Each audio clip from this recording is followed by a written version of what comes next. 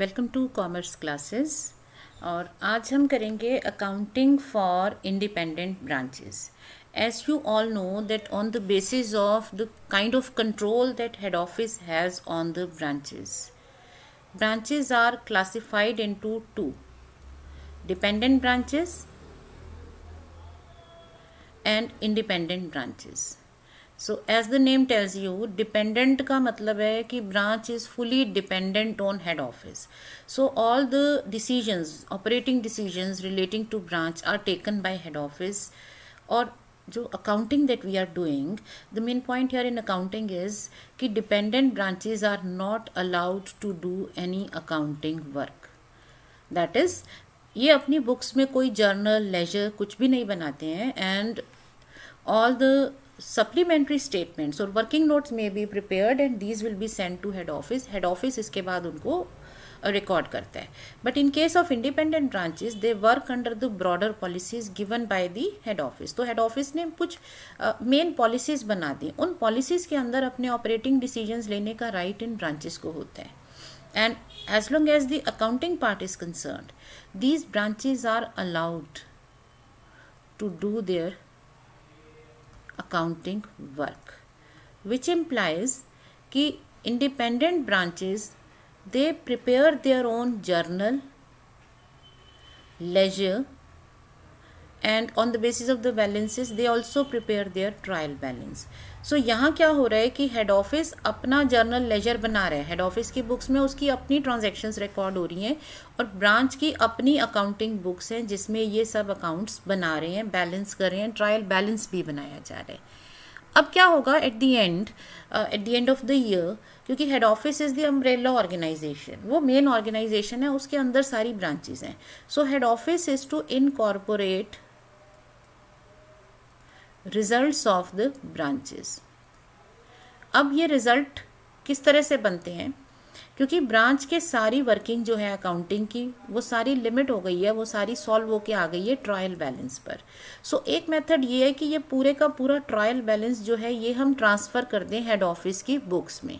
सो head office branch से इसके सारे अकाउंट्स ले लेगा और उसके बाद ये अपना ब्रांच का ट्रेडिंग एंड P&L अकाउंट बनाएगा, ब्रांच का प्रॉफिट सॉल्व करेगा. It will be making its own trading and P&L account, अपना प्रॉफिट सॉल्व करेगा.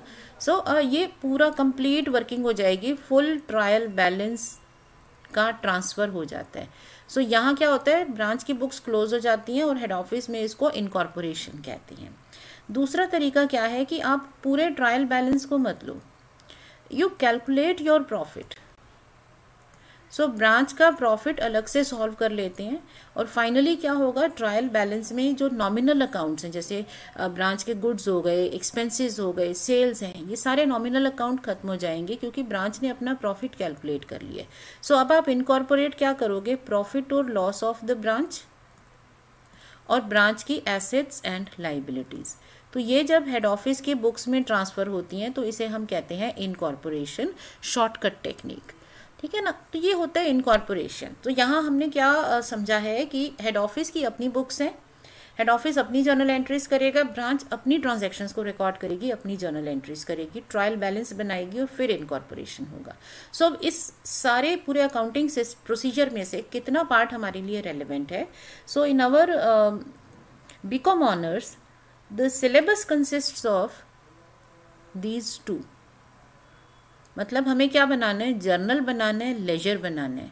And in the books of head office also, head office की बुक्स में भी उनकी अपनी जर्नल एंट्रीज होंगी, लेजर अकाउंट्स होंगे. Now in the ledger accounts also we are to work only on the main account, that is in the books of head office they will be preparing branch account and in the books of branch they will be preparing head office account. So branch head office का account बनाएगी, head office branch का account बनाएगा. So हमें journal entries सीखनी है और हमें करना है branch और head office के account का format. This is what we have in the BCom honors syllabus. अब इसमें journal entries को समझने के लिए let us move ahead. So अभी हमने क्या सीखा, that independent branches they work under the broader policies and they maintain their proper accounting records. ठीक है ना. तो इनके अपने अकाउंटिंग रिकॉर्ड्स बनाए जाते हैं, अपना लेजर है, जर्नल है और ट्रायल बैलेंस है. All right.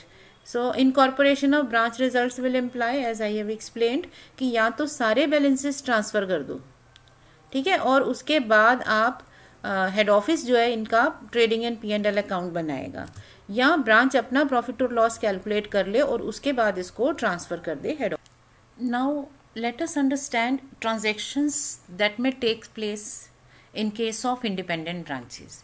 अब जो ट्रांजेक्शन्स हैं उनको हमने 3 कैटेगरीज में डिवाइड कर दिया है to understand the accounting for these transactions. इनकी जर्नल एंट्री समझने के लिए इनको 3 पार्ट्स में डिवाइड किया, as we had done in case of dependent branches. So कौन सी ये कैटेगरीज हैं? पहली है म्यूचुअल ट्रांजेक्शन्स। म्यूचुअल ट्रांजेक्शन्स का मतलब है कि आपकी ब्रांच और हेड ऑफिस की आपस की ट्रांजेक्शन्स हैं। These are the transactions which you have studied in dependent branches also.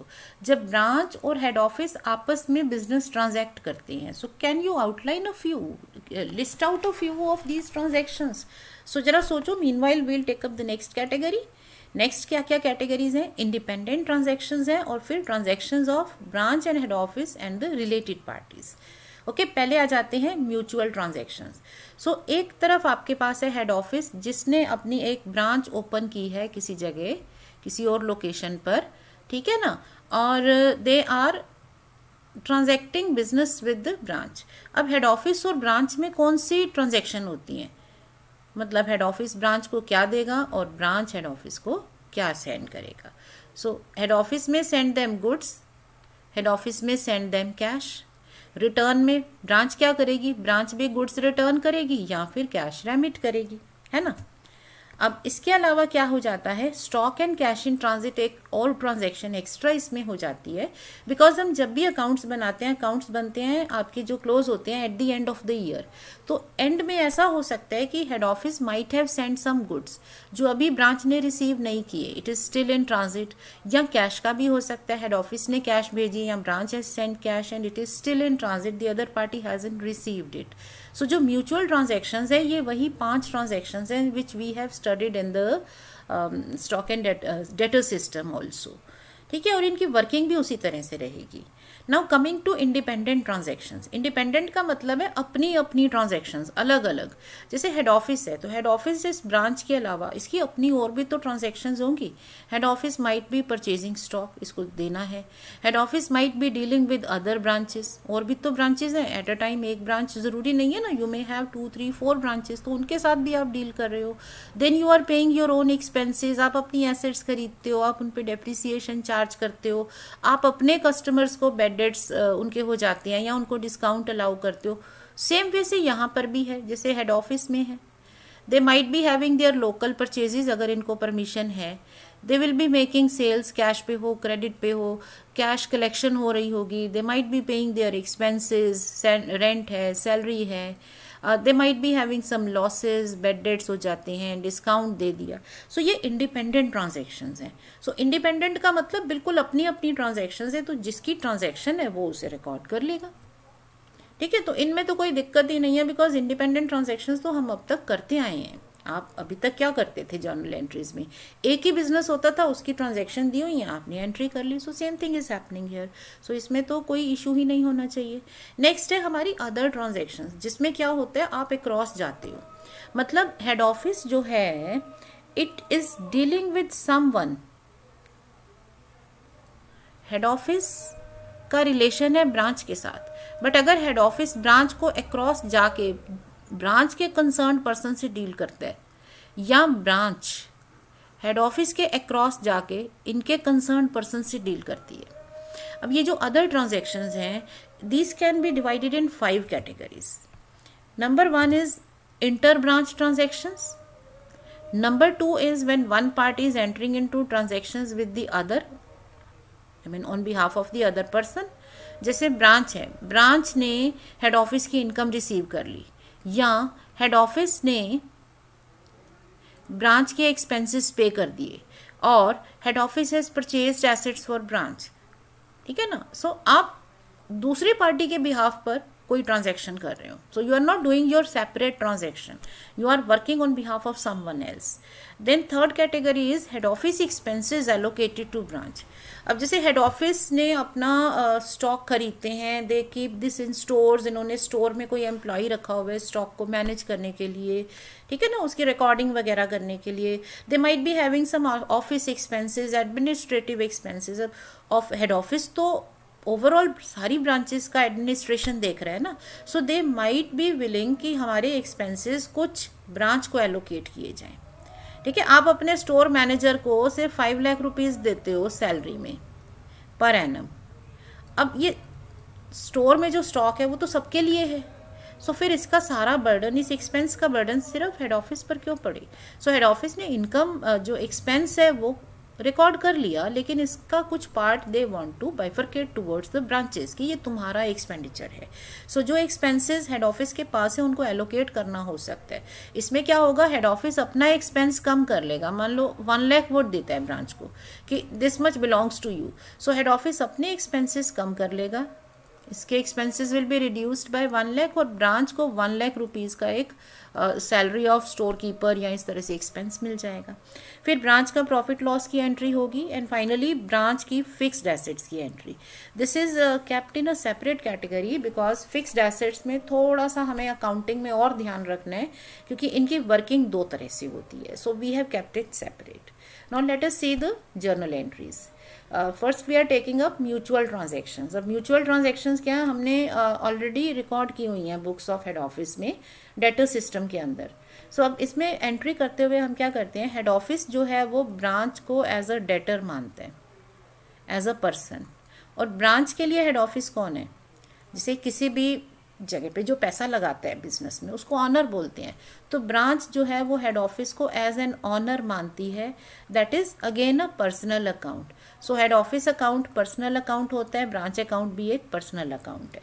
So the first transaction is goods send to branch. अब अगर ब्रांच को गुड्स भेजे तो head office is sending goods.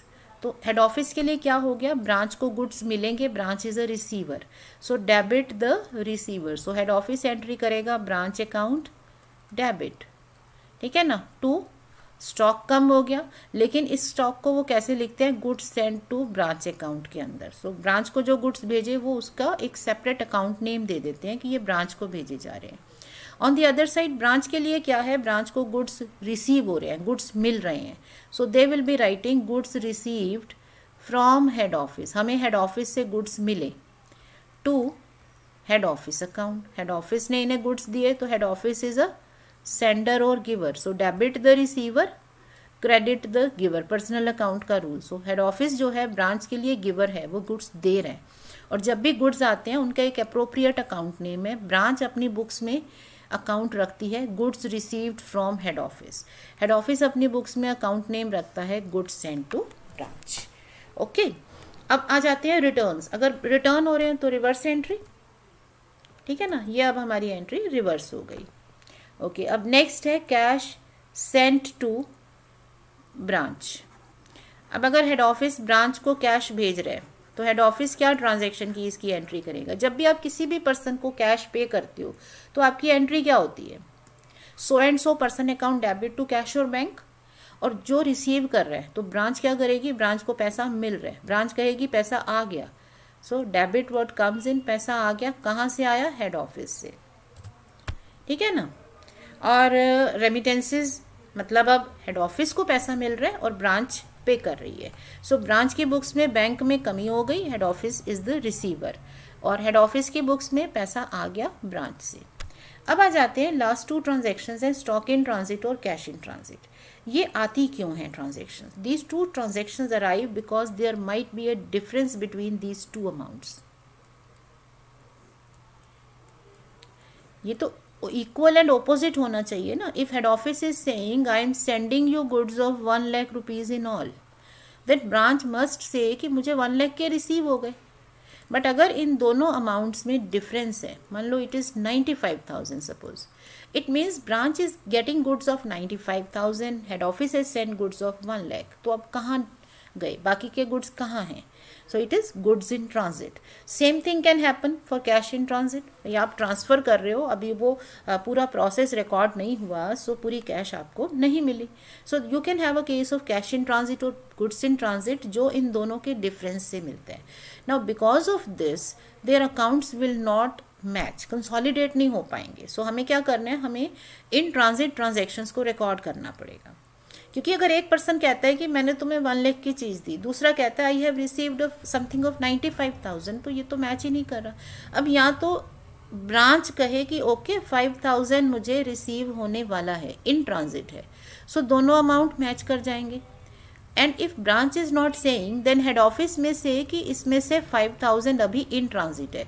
So branch को debit किया 1 लाख से, लेकिन अभी 5,000 मिला नहीं है, तो उसे रिवर्स कर दो। So in both the cases क्या हो जाएगा, एंट्री क्या हो जाएगी, stock in transit account debit to branch account. आपने ब्रांच को डेबिट किया था 1 लाख से, क्योंकि 1 लाख के गुड्स भेजे थे, बट इसमें से अभी 5,000 के goods are not yet receive, they are in transit, तो आप ब्रांच को क्रेडिट कर दो, कैंसिल कर दोगे ना, हेड ऑफिस को कैंसिल करना पड़ेगा, तो वो डेबिट का उल्टा कैंसिल करेगा क्रेडिट करके। So stock in transit to branch. Branch के केस में क्या, आपने 95 के गुड्स मिल गए हैं, सो यू आर सेइंग कि हमें अभी गुड्स और मिलने हैं। सो आपको कैंसिल नहीं करना, आपको रिकॉर्ड करना है। सो आप गुड्स को और रिकॉर्ड करो कि इतने मिल गए, ये और मिलेंगे, तो ये भी हमारी एसेट बनेगी। कहाँ से मिलने हैं, हेड ऑफिस से, ठीक है। सिमिलरली कैश इन ट्रांजिट होगा तो भी हम ये एंट्री करेंगे। अब ये इन ट्रांजिट किसी भी डायरेक्शन में हो सकता है, गुड्स सेंट का भी हो सकता है, गुड्स रिटर्न का भी हो सकता है, कैश सेंट है, कैश रेमिटेड है। सिर्फ इशू क्या आ रहा है कि दोनों की जो बात है, what head office is saying and what branch is saying, it is not matching. ये तो इक्वल एंड ऑपोजिट होना चाहिए। इफ़ आई पे you 100 rupees, you receive 100 rupees. But अगर आप कहो मुझे तो 80 मिले, तो 20 कहाँ गए, ठीक है ना। अब ये तो इनके चेक से ट्रांसफ़र हो रहे हैं, तो यही होगा कि ब्रांच ने चेक डिपॉजिट कर दिया हेड ऑफिस के अकाउंट में, बट हेड ऑफिस के क्योंकि अभी मे बी क्लियरेंस नहीं हुई है, ये यूजुअली एंड के दिनों में होता है। आपने चेक डाला 29 दिसंबर को, सो प्रोसेसिंग में 3 डेज लग रहे हैं, तो हेड ऑफिस की बुक्स में 31 दिसंबर ईयर एंड में ये पैसा आया नहीं, वो आया आगे जाके 1 जनवरी 2 जनवरी, तो यहाँ पर अभी कैश नहीं मिली, तो वो इन ट्रांजिट रह गया। So either of the two will say ना, अब यहाँ तो मैं कहूँगी कि 100 रुपीज़ तुम्हें दिए, 20 स्टिल इन ट्रांजिट, सो 80-80 हमारा मैच कर रहा है। हमें सेम बात कहनी है ना, इक्वल एंड ऑपोजिट पोजीशन होनी चाहिए, ठीक है। या आप कहोगे अच्छा 80 मिल गया, 20 और मिल जाएगा, तो दोनों 100 पे हम अपने अकाउंट बैलेंस करेंगे, अदरवाइज तो हमारे अकाउंट मैच नहीं करेंगे, ठीक है ना। सो इसलिए ये जो इन ट्रांजिट है, लिख हम दोनों में रहे हैं, but either of the two will record. So यहाँ इसे हेड ऑफिस रिकॉर्ड करेगा, सो ऑलवेज रिमेंबर, और ब्रांच रिकॉर्ड करेगी, क्योंकि ये जर्नल एंट्री ट्रांजेक्शन की नहीं है, ये रिकन्सिलिएशन की है। So any one, either of the two will do. So mutual transactions are very easy to handle. Next है हमारे पास सेपरेट ट्रांजेक्शन्स। सेपरेट का मतलब है अपनी अपनी ट्रांजेक्शन्स। ब्रांच सेल कर रही है, हेड ऑफिस सेल कर रहा है, branch is getting cash, head office is paying expenses, तो आपकी अपनी ट्रांजेक्शन्स हैं, आप अपनी बुक में एंट्री कर लो जो भी रूल्स हैं उसके अकॉर्डिंगली। सो अगर ब्रांच सेल करती है तो ब्रांच अपनी बुक्स में, in the books of branch we will record bank account debit to sales, है ना। हेड ऑफिस अगर सेल कर रहा है तो हेड ऑफिस की बुक्स में होगी एंट्री, सो जिसकी ट्रांजैक्शन है उसकी बुक में एंट्री हो जाती है, इसमें कोई प्रॉब्लम नहीं है। रेलेवेंट पार्टी की बुक्स में एंट्री करते हैं। अब आ जाते हैं last part, other transaction. These are very important, क्योंकि यहीं पर सबसे ज़्यादा कन्फ्यूजन होती है। अब सबसे पहले आ जाओ inter branch transactions. Inter branch transactions का मतलब है एक ब्रांच ने किसी दूसरी ब्रांच के साथ ट्रांजेक्शन की। जैसे आपका मान लो 2 ब्रांचेज हैं, दिल्ली ब्रांच है, पुणे ब्रांच है, ठीक है। अब दिल्ली ब्रांच को स्टॉक की ज़रूरत थी, तो हेड ऑफिस ने पुणे ब्रांच को कह दिया कि you give stock to head of Delhi branch. So Pune branch ने दिल्ली ब्रांच को स्टॉक भेज दिया। अब ब्रांचेस अपने एंट्रीज तो करती हैं, लेकिन एक ब्रांच की बुक्स में दूसरी ब्रांच का नाम नहीं आता। इंटर ब्रांच ट्रांजैक्शंस उन्हें रिकॉर्ड नहीं करनी, वो हेड ऑफिस को रिकॉर्ड करनी है। सो इसमें हम मिडिल पार्टी मान लेते हैं हेड ऑफिस। सो दिल्ली ब्रांच ये कहेगी कि मुझे हेड ऑफिस से गुड्स मिले, और पुणे ब्रांच कहेगा मैंने हेड ऑफिस को गुड्स सेंड किए। सो ये जो पुणे ब्रांच है, जो सेंडिंग ब्रांच है, it will pass entry as if it is sending goods to head office. और जो रिसीविंग ब्रांच है, it will pass entry as if it is getting goods from head office. तो ये receive करेगा और ये send करेगा एंट्री, इनकी गुड्स सेंट या रिटर्न की हो जाएगी, दिल्ली ब्रांच के लिए गुड्स रिसीव की एंट्री होगी। अब हेड ऑफिस की पोजीशन क्या होगी? हेड ऑफिस की बुक्स में क्या है, इनका म्यूचुअल रिलेशनशिप बदल गया क्योंकि एक ने दूसरे को कुछ दिया है। सो जर्नल एंट्री क्या है, स्टॉक इनको रिकॉर्ड करने की ज़रूरत नहीं है क्योंकि स्टॉक जितना आया उतना चला गया बुक्स में, तो टेक्निकली स्टॉक में तो कोई इफेक्ट नहीं पड़ा, सिर्फ पर्सनल रिलेशन इनके जो पोजीशन है वो बदली है। सो हम जब इंडिविजुअल पर्सनल अकाउंट्स की बात करते हैं, हमारी एंट्री होती है debit the receiver, credit the journal entry will be in the books of head office. It doesn't matter कि स्टॉक है या कैश है, उनको पर्सनल जो उनके अकाउंट बैलेंसेज हैं उनको एडजस्ट करना है। सो debit the receiver, credit the giver. All right, अब ब्रांच की बुक्स में क्या होगा, वील हैव टू सी कि अगर ब्रांच रिसीव कर रही है तो वो रिसीविंग की एंट्री करेगा, सेंडिंग ब्रांच की बुक्स में सेंडिंग की एंट्री होगी। So even if you have से इन प्लेस ऑफ गुड्स आपके पास कैश है, मान लो आपकी दिल्ली ब्रांच है और एक कानपुर में ब्रांच है। अब कानपुर ब्रांच को कैश की ज़रूरत है, आपके पास उतना पैसा नहीं है, आपने मतलब हेड ऑफिस ने दिल्ली ब्रांच को कह दिया कानपुर ब्रांच को कैश भेज दो, ठीक है। सो अब ये आपस में तो रिकॉर्डिंग नहीं कर सकते, सो हेड ऑफिस के थ्रू रिकॉर्डिंग होगी। सो दिल्ली ब्रांच कहेगी हमने हेड ऑफिस को cash the, Kanpur branch will say they received cash from head office, ठीक है ना। सो दिल्ली की बुक्स में क्या होगा, दिल्ली अब सेंडिंग ब्रांच है, so in the books of Delhi it will be head office to cash, cash की एंट्री। ये कॉमन एंट्री मैंने बनाई है सो दैट हम एक ही एंट्री से सारे सिस्टम समझ लें। कानपुर ब्रांच इसमें रिसीविंग ब्रांच है, सो कानपुर ब्रांच क्या कहेगा, I got cash, cash account debit to head office. Coming to head office, क्योंकि म्यूचुअल रिलेशन चेंज हो गया है, पोजीशन बदली है, सो हेड ऑफिस क्या कहेगा, क्योंकि उनको पैसा तो मिला नहीं है, ठीक है ना, तो वो डायरेक्ट एंट्री कर सकते हैं receiving branch to sending branch. Although देखो, अगर ये जो हमने स्प्लिटिंग की है, हेड ऑफिस को बीच में लेके आए हैं, इसकी अगर हम जर्नल एंट्री करें तो हेड ऑफिस क्या कह रहे हैं, दिल्ली ब्रांच से पैसा आया, bank account debit to Delhi branch, Delhi branch मतलब सेंडिंग ब्रांच, कानपुर ब्रांच को पैसा दिया, so Kanpur branch account debit to cash और बैंक, ठीक है ना। ये दो एंट्री भी कर सकते हैं, बट होगा क्या, बैंक ना आया ना गया, बैंक कैंसिल हो गया, सो बचा क्या, रिसीविंग टू सेंडिंग ब्रांच। अब नेक्स्ट है हमारी when one party enters into a transaction on behalf of another, जब आप दूसरी पार्टी के अक्रॉस जाके उनके किसी पर्सन से बिजनेस ट्रांजैक्ट करते हो। लाइक इसके कुछ एग्जांपल्स हैं, ऑल्दो लिस्ट हमारी एग्जॉस्टिव नहीं हो सकती क्योंकि you may have any number of transactions, so कुछ एग्जांपल्स मैंने लिए जिसके थ्रू हम इसको समझेंगे। Like branch customer pays cash directly to head office, okay, now you have head office here, branch here, ठीक है। अब ब्रांच ने अपने कस्टमर्स को सेल किया है ना, ये ब्रांच के कस्टमर्स हैं, तो उन्हें तो ब्रांच को पे करना चाहिए था। If they go across the branch, branch को अक्रॉस जाके वो हेड ऑफिस को डायरेक्ट पे कर देते हैं, तो अब ये transaction should be done through branch, branch को बीच में लेके आना पड़ेगा। या तो आप मानो कि ब्रांच ने कस्टमर ने ब्रांच को पे किया, फिर ब्रांच ने हेड ऑफिस को पे किया, सो ब्रांच एंट्री क्या करेगा, ब्रांच के लिए तो दो ट्रांजैक्शंस हो गई, customer paid to branch, branch paid cash to head office, और हेड ऑफिस के पास क्या है, ब्रांच से पैसा मिला, ठीक है। दिस इज़ वन वे कि हम स्प्लिट कर लेते हैं ट्रांजैक्शंस को, उसको दो पार्ट्स में बांट लेते हैं, उसको डायरेक्ट कनेक्शन बना के कर लेते हैं। लेकिन इसका एक शॉर्टकट मेथड है। इन एंट्रीज को करने के लिए क्या है, हमें सिर्फ इस ट्रांजैक्शन की एंट्री समझनी है। यहीं पर इसको करते हैं books of head office and books of branch. So इनको रिकॉर्ड करने का सबसे आसान तरीका होता है, just think of the entry. अगर हमें पैसा मिलता है, जैसे हेड ऑफिस को पैसा मिल रहा है ना, हेड ऑफिस को कैश मिल गई ब्रांच के कस्टमर से, सो पैसा आता है, उसकी एंट्री क्या होती है, पैसा आने की एंट्री होती है, अगर इसकी हम एंट्री सोची, कैश और बैंक अकाउंट डेबिट, पैसा आ गया, कहाँ से आया, कस्टमर से आया, ठीक है ना, ये एक एंट्री है। अब प्रॉब्लम क्या है कि ये जो पैसा आ रहा है वो आ रहा है हेड ऑफिस को, लेकिन ये जो दूसरा अकाउंट है ये अकाउंट है ब्रांच का।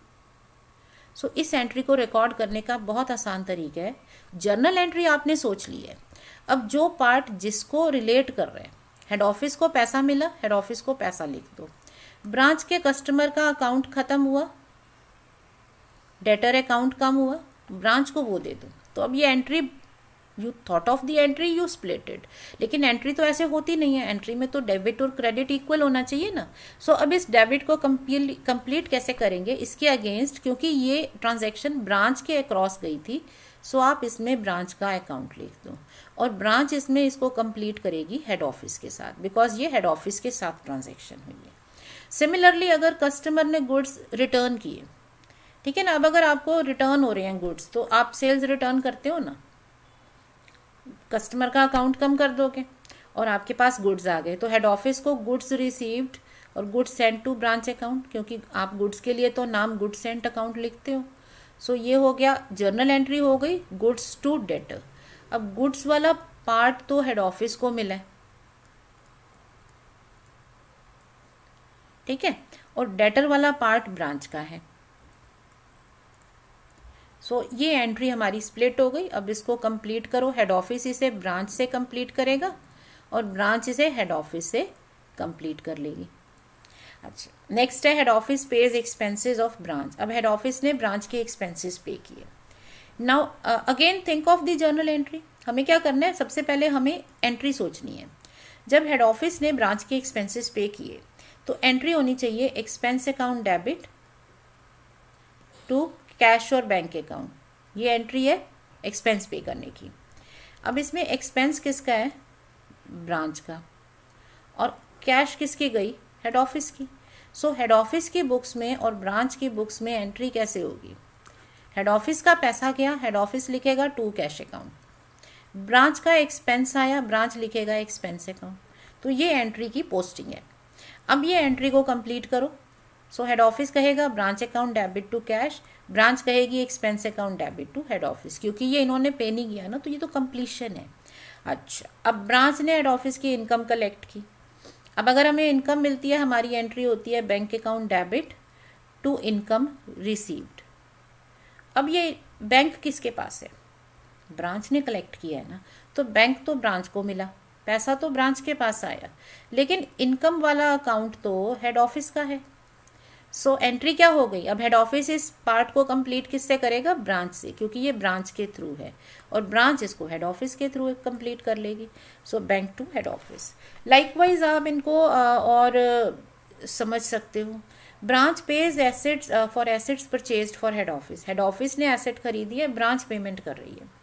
अब जब हम एसेट खरीदते हैं, हमारी एंट्री होती है फिक्स्ड एसेट्स टू बैंक, ठीक है। सो ये दो ट्रांजैक्शंस में आई विल अप्रिशिएट अगर आप थोड़ा सा पॉज करो और just think of the entry and then check. अब इसको स्प्लिट करना है, क्योंकि ये एक आपकी हेड ऑफिस और ब्रांच की इनडायरेक्ट ट्रांजैक्शन हो रही है। सो स्प्लिट कैसे करेंगे, एसेट मिलती है हेड ऑफिस को, पैसा जाता है ब्रांच का, ठीक है ना।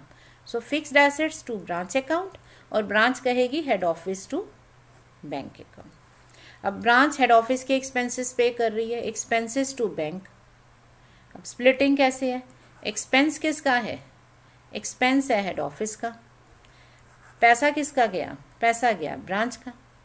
तो ये स्प्लिटिंग हो गई। एक जर्नल एंट्री सोचो, उसको दो टुकड़ों में बांट दो, अब उनको कंप्लीट करो। तो हेड ऑफिस ब्रांच से कंप्लीट करता है, ब्रांच हेड ऑफिस के थ्रू कंप्लीट करती है। So this is how we record these type of transactions. Next है हमारा allocation of head office expenses. अब ये जो है ये डिफरेंट है from expenses paid by head office. अब क्या हो रहा है, हेड ऑफिस ने एक्सपेंसेस पे नहीं किए, हेड ऑफिस के पास ऑलरेडी एक्सपेंसेस हैं, they paid it at some time. अब वो एलोकेट करना चाहते हैं ब्रांच को, तो क्या होगा, हेड ऑफिस का एक्सपेंस कम हो जाएगा और ब्रांच का एक्सपेंस बढ़ जाएगा, ठीक है ना। सो ब्रांच अपनी बुक्स में एक्सपेंस रिकॉर्ड करेगी, हेड ऑफिस अपने एक्सपेंस कम करेगा, तो हेड ऑफिस क्रेडिट करेगा, एक्सपेंस जनरेटेड डेबिट। तो ब्रांच की बुक्स में एक्सपेंस डेबिट, हेड ऑफिस की बुक्स में एक्सपेंस क्रेडिट। ये देखो, इन्होंने एक्सपेंस डेबिट किया, हेड ऑफिस ने क्रेडिट किया। और इसे क्लोज कैसे करेंगे, क्योंकि ये तो पार्ट एंट्री का मिला ना, तो एंट्री को कंप्लीट किससे करना होगा, ब्रांच के नाम से। ब्रांच हेड ऑफिस से कंप्लीट करती है, हेड ऑफिस ब्रांच से कंप्लीट करता है।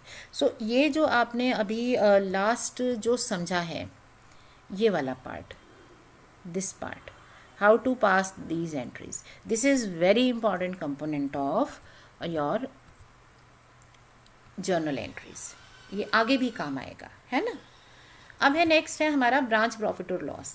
ये अलग से हम पहले समझ रहे हैं, फिक्स्ड एसेट्स को एंड में समझेंगे। अब ब्रांच P&L अकाउंट का क्या होता है कि अगर ब्रांच प्रॉफिट दे रही है, ब्रांच ने अपना प्रॉफिट एंड लॉस बना लिया, ठीक है, तो ब्रांच क्या करेगी, जब हम अपना प्रॉफिट जो है अपने ऑनर को देना चाहते हैं तो वो P&L के डेबिट साइड में आया होता है। यहाँ पे आपका प्रॉफिट अपीयर होता है ना, आप ट्रेडिंग अकाउंट बनाते हो, P&L अकाउंट बनाते हो, सब चीज़ें आपने लिख ली। जब डिफरेंस यहाँ आता है ये नेट प्रॉफिट होता है, आप उसे कैपिटल में ट्रांसफ़र करते हो। अब कैपिटल नहीं है, ऑनर है हेड ऑफिस, तो आप इस P&L को हेड ऑफिस में ट्रांसफ़र कर दो। हेड ऑफिस क्या करेगा, हेड ऑफिस को ब्रांच से प्रॉफिट मिला तो वो अपने P&L में इसे ऐड करेगा कि मेरे प्रॉफिट और बढ़ गए, और किससे मिला, ब्रांच से। So branch account debit to general P&L, ठीक है ना। लॉस के केस में reverse entry. So I hope ये समझ में आ रही है। अब आ जाते हैं फाइनल चीज़ पर। फाइनल क्या है, transactions relating to branch assets. Branch की एसेट्स की ट्रांजैक्शंस को we need to understand them very carefully. इसमें प्रॉब्लम कहाँ आती है, जो ब्रांच एसेट्स हैं their accounts can be maintained in 2 ways. एक है कि आप के अकाउंट्स हेड ऑफिस बना रहे हैं, मतलब हेड ऑफिस कहता है कि ब्रांच अपनी सारी एंट्रीज करे, दैट इज़ ओके, लेकिन इनकी फिक्स्ड एसेट्स के अकाउंट्स हम अपनी बुक्स में मेंटेन करेंगे। सो अब आप ये समझ लो कि ब्रांच की जो एसेट्स के अकाउंट हैं वो हेड ऑफिस के पास हैं, ब्रांच के पास नहीं है। दूसरा ये है कि ब्रांच अपनी एसेट्स का अकाउंट खुद मेंटेन करती है, ठीक है। सो अब ब्रांच की एसेट से रिलेटेड ट्रांजैक्शंस क्या हो सकती हैं, परचेज हो सकती है, डेप्रिसिएशन हो सकता है, यही 2 चीज़ें हैं। सो अब इनको कैसे हम समझेंगे, हेड ऑफिस और ब्रांच दोनों की बुक्स ले लो अलग अलग। अब नाउ कंसिडर से परचेज होती है। अब जब एसेट परचेज होती है उसकी एंट्री क्या होती है, fixed asset account debit to bank account, ठीक है। तो हेड ऑफिस ने ब्रांच की एसेट परचेज की, fixed assets to bank. Now if the account is maintained by head office, तो ये फिक्स्ड एसेट भी हेड ऑफिस के पास रहेगी और पैसा भी हेड ऑफिस का गया, तो हेड ऑफिस इसकी एंट्री कर देगा branch fixed asset account debit to bank account, क्योंकि ये ब्रांच में नहीं आ सकता, क्योंकि ना तो ब्रांच का पैसा गया ना एसेट आई, इनकी बुक्स में आनी नहीं है, ठीक है ना। अब अगर यही ट्रांजैक्शन सेकेंड केस में हो रही हो, जब अकाउंट ब्रांच को मेंटेन करना है, ट्रांजैक्शन अभी भी वही है, head office purchased fixed assets for branch, head office ने ब्रांच की एसेट्स खरीदी, एंट्री अभी भी यही है, लेकिन अब होगा क्या, पैसा हेड ऑफिस का गया है ना, पैसा गया हेड ऑफिस का, लेकिन एसेट किसको मिली, एसेट मिली ब्रांच को। सो एंट्री क्या हो जाएगी, ब्रांच एंट्री करेगी, फिक्स्ड एसेट आ गई किससे, हेड ऑफिस से। हेड ऑफिस क्या कहेगा, पैसा चला गया, एसेट हमें नहीं मिल रही है, तो किसको दी, ब्रांच को। So branch account debit to bank account. So ये हो जाती है परचेज की ट्रांजैक्शन। सो रिमेंबर, जब भी फिक्स्ड एसेट्स की ट्रांजैक्शंस हैं, आप अगेन एंट्री सोचो, अब आपको ये देखना है कि ये अकाउंट किसको बिलोंग करते हैं। That is why I was saying कि जो इससे पहले हमने जो सेकेंड पार्ट की ट्रांजैक्शंस जो पिछली स्लाइड में की हैं, उनका रूल बहुत इम्पॉर्टेंट है। आप एसेट्स खरीद रहे हो, आप डेप्रिसिएशन चार्ज कर रहे हो, आपको क्या समझना है कि ये अकाउंट किससे बिलोंग करते हैं। अगर ये अकाउंट हेड ऑफिस की बुक्स को बिलोंग करते हैं तो वो उसकी बुक्स में रिकॉर्ड होंगे, अगर ये अकाउंट ब्रांच की बुक्स को बिलोंग करते हैं तो ब्रांच रिकॉर्ड करेगी। और if we have a split of entry, अगर स्प्लिट हो रहा है तो फिर हमें उसी के अकॉर्डिंगली एंट्री को भी स्प्लिट करना पड़ेगा। अब नेक्स्ट ट्रांजैक्शन क्या होती है, डेप्रिसिएशन। अब एसेट्स पे डेप्रिसिएशन चार्ज करने की जर्नल एंट्री होती है depreciation to fixed asset, branch का कह रहे हैं हम, ठीक है। अब अगर ब्रांच का अकाउंट हेड ऑफिस मेंटेन कर रहा है तो क्या होगा, एंट्री तो हमने सोच ली, ये जर्नल एंट्री है, पर हमारे पास बुक्स हैं 2, हेड ऑफिस की बुक्स भी हैं और हमारे पास ब्रांच की बुक्स भी हैं, तो इसे कहाँ रिकॉर्ड करें, depreciation to fixed asset. Depreciation किसका है, डेप्रिसिएशन ब्रांच का है, ठीक है। फिक्स्ड एसेट्स किसकी हैं, फिक्स्ड एसेट हेड ऑफिस रख रहा है, हेड ऑफिस ने कहा है ना मैं रखूँगा, हेड ऑफिस की बुक्स में है, तो फिक्स्ड एसेट्स जाएंगी यहाँ पर। तो तो अपने आप आपके जो जर्नल एंट्री है वो स्प्लिट हो गई, एक पार्ट ब्रांच को चला गया, एक पार्ट हेड ऑफिस को चला गया। सो अब इसे आप कंप्लीट कर दो विद द अदर पार्टी। अब अगर यही होता फिक्स्ड एसेट्स मेंटेन कर रही है ब्रांच खुद ब्रांच की बुक्स में, तो ये जर्नल एंट्री है। अब डेप्रिसिएशन भी ब्रांच का है और एसेट भी ब्रांच के पास है, तो हेड ऑफिस इसकी एंट्री नहीं करेगा। डेप्रिसिएशन टू फिक्स्ड एसेट्स सिर्फ ब्रांच करेगी। सो ये हमें सोचना पड़ेगा, we have to be very careful while making journal entries. जो म्यूचुअल एंट्रीज होती है ना, जो इनकी आपस की ट्रांजैक्शंस हैं, goods send goods return, cash send cash return, वो तो इजीली हो जाती हैं, लेकिन बाकी ट्रांजैक्शंस में we'll have to be extra careful. ठीक है, so let us see this with one example. एक छोटा सा एग्जाम्पल हम लेते हैं, उसके बाद एक फुल फ्लेश्ड क्वेश्चन अलग से करेंगे। Now this is a question, XYZ Limited head office at Delhi has a branch in Mumbai and Pune. दो branches हैं आपके पास. You are given the transactions on this date. You are to give journal entries in the books of head office and in the branch. So हमें कहाँ कहाँ entry करनी है? books of head office में और books of Mumbai branch. ठीक है, इसके अलावा क्या कहा है? मुंबई ब्रांच अकाउंट भी प्रिपेयर करो। You prepare this account, it's balance is 52,000 debit. जो याद रखो, जो ब्रांच होती है वो डेटर की तरह है, तो इसका बैलेंस शुड बी डेबिट। और हेड ऑफिस जो होता है इट इज़ एन ऑनर, तो ऑनर की कैपिटल होती है क्रेडिट बैलेंस। तो अगर हमें हेड ऑफिस अकाउंट का बैलेंस दे रखा है तो यूजुअली ये क्रेडिट बैलेंस होता है। एनीवे, अब हमें यहाँ पर मुंबई ब्रांच अकाउंट भी बनाना पड़ेगा। ठीक है, we are given its balance. अब एंट्रीज करना शुरू करते हैं। Remittances of 5500 made by this branch to head office were received on 4th January. इसका मतलब 31 दिसंबर को तो ये इन ट्रांजिट है। ठीक है, तो जर्नल एंट्री क्या होगी? Either of the two parties will record it. So head office अगर इसे रिकॉर्ड करता है तो cash in transit account debit to Mumbai branch account 5500 goods worth 9000 sent by head office to Mumbai branch in transit, again goods in transit. So goods in transit भी हम लिख देंगे। Either of the two will be recording it, तो better है head office में ही सारी recording कर दो। Depreciation of 1200 is to be charged on fixed assets of Mumbai branch when accounts are maintained by head office. देखो, अब depreciation की entry होती है depreciation to fixed assets. ठीक है, अब इसमें depreciation तो ब्रांच का है क्योंकि ये ब्रांच का एक्सपेंस है, लेकिन एसेट अकाउंट तो हेड ऑफिस बना रहा है। तो हेड ऑफिस क्या कहेगा? Mumbai branch fixed assets account, ये क्रेडिट पार्ट इनको बिलोंग करता है। Depreciation on fixed assets belong करता है मुंबई ब्रांच को। तो ये तो एंट्री आधी आधी है, इसको कंप्लीट कैसे करेंगे? With the other party's account. So 1200 और यहाँ पे क्रेडिट का मिसिंग है तो वो हेड ऑफिस के थ्रू हो जाएगा 1200। Finally goods of 22,000 sent by Mumbai branch to Pune branch under head office instructions, इसे भी रिकॉर्ड करने हैं। सो हेड ऑफिस कैसे रिकॉर्ड करता है? Debit the receiver, credit the giver. So sent by Mumbai, Mumbai receiver, Pune is the giver. So Pune branch account debit to Mumbai branch account, okay, 22,000। अब Mumbai branch में क्या होगा? मुंबई ब्रांच इस केस में क्या है? सो ब्रांच इज सेंडिंग गुड्स, तो मुंबई तो गुड्स रिटर्न कर रही है, भेज रही है। सो ये एंट्री करेंगे head office account debit to goods received from head office account 22,000। ठीक है, सो अब ये हमारा हो गई जर्नल एंट्रीज। अब आप अकाउंट कंप्लीट कर सकते हो। सो यहाँ मुंबई ब्रांच क्रेडिट हुई, so cash in transit account 5500, again Mumbai branch credit, goods in transit account 9000, Mumbai branch debit, so Mumbai branch fixed assets account 1200, Mumbai branch credit, so Pune branch account 22,000। सो ये हमारा अकाउंट बन गया। अब आप इसको बैलेंस कर सकते हो, ठीक है।